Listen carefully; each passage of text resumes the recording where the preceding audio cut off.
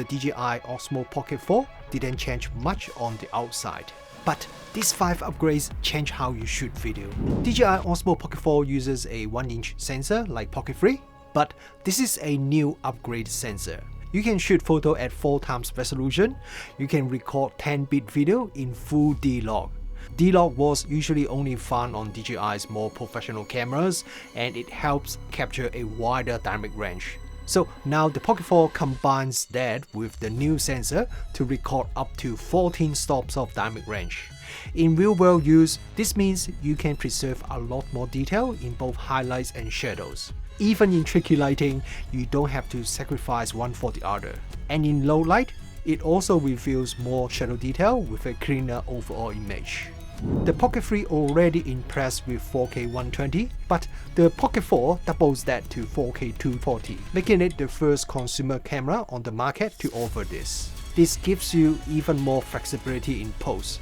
You can slow down moments, create more cinematic looking video, especially when you slow down fast action.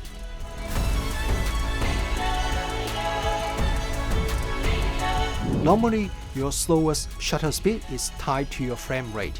For example, if you shoot at 30 frames per second, you are usually limited to 1/30th second. But with the Pocket 4, you can go much slower, down to 1/4 of a second.